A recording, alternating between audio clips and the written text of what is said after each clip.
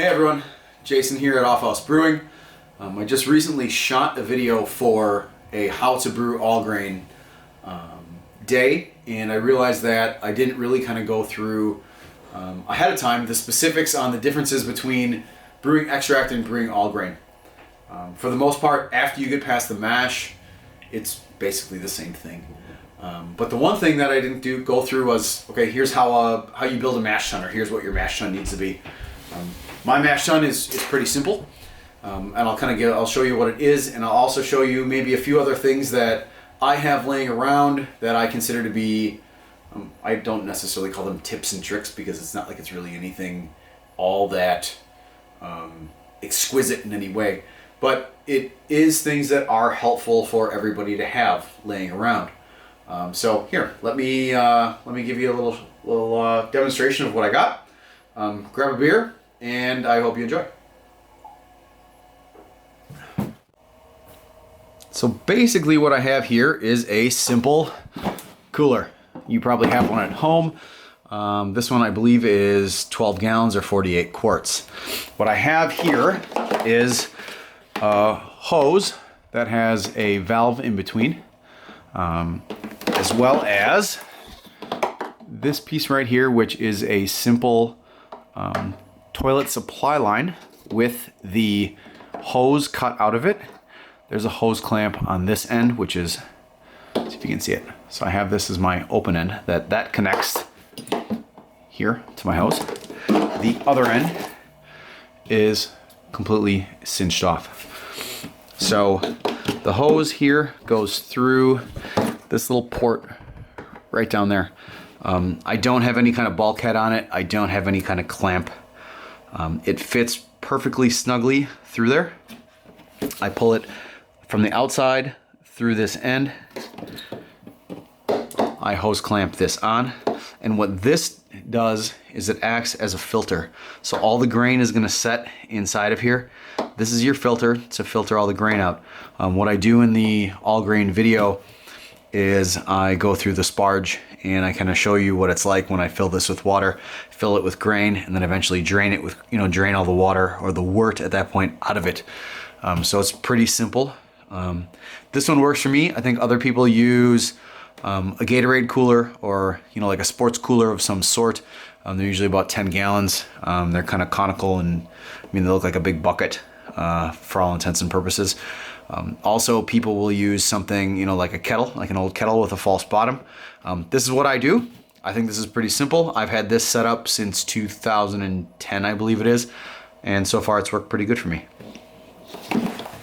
One of the other things you're going to need, and I'm guessing you probably already have it, is some sort of pitcher. So when you do the Vorloff step, which will make more sense when you watch the next video, this is a stainless steel pitcher. It's about, almost a gallon. It doesn't have to be stainless steel. It can be glass. It can be plastic. It doesn't really matter, but you need a pitcher. One of the other things I have is this little stick. All it is a piece of 3/4 inch PVC. And I've had it for a while now, so it has a number of graduations on it. So I have it for my strike water kettle. I've had it for a 10-gallon brewing kettle. As you can see, I've kind of made little graduations on it. If you don't have those on the inside of your kettle, it's really kind of an easy best practice. It takes a little time. Okay, so you pour it in a gallon at a time. Mark it with a Sharpie. Spray bottle, bought this at Home Depot. Take it back, bought it at Target. Simple thing, it holds Star San. So I keep this in here all the time. It's really handy to spray outlets of kettles, whether they're valves, little valve stems. Anytime you need it, when you're talking about a keg, just give it a quick little spray. If you don't have this laying around, you should. The other thing I have is a bucket of Star San. This has, about 4 gallons in it. I change it out every couple weeks.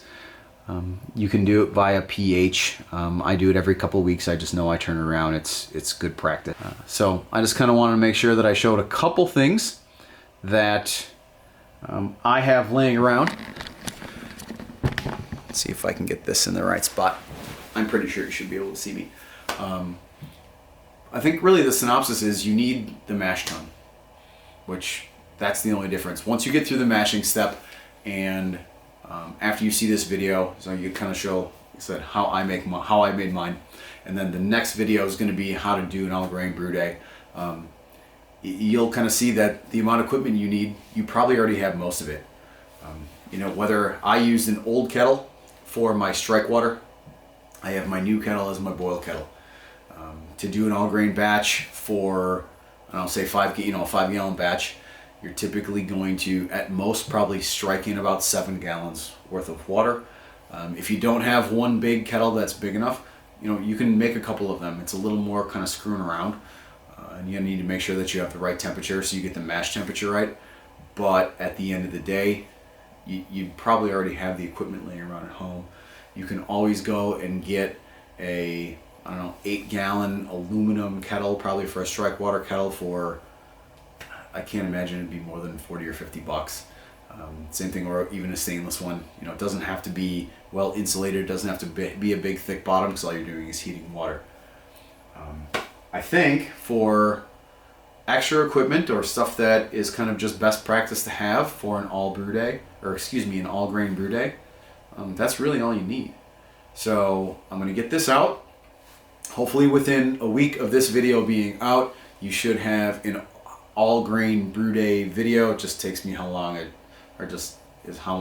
takes me to edit it, which, I don't know, I'm still kind of learning this, so thank you for kind of hanging around with me as I'm learning my way through this. I'd appreciate it if you, down below, hit subscribe, hit the little bell thing, you know, so you get notifications when the videos come out. I'm going to try to do this every 2-ish weeks or so. I do have a day job, so this is not the only thing that I do. But as I brew, whether it's beer or mead or cider or anything like that, I should be making a cider pretty soon, so hopefully you get one of those videos pretty soon. Which is another thing, if you've been looking at doing it, it's not that hard. At least if you don't use actual pressed juice from apples. You can do it from the store, it's pretty simple. So hopefully you'll find this informational. Hopefully you'll be willing to make the jump from extract to all grain. Like I said, in the all grain video, I found that it offers a whole lot of different ingredients that you didn't have. It offers a lot more flexibility that you didn't have. I do think that overall it allows you to make a better product. Don't be afraid of it. It's only scary the first time. The first time I did it, I wrote down a bunch of instructions. I followed it word for word. I almost kind of had a PowerPoint that I followed, and the first time took me a long time because I didn't know what I was doing, but it'll be soon enough. It'll be second nature, just like extract brewing. So thank you for being with me, and I will see you soon. Cheers.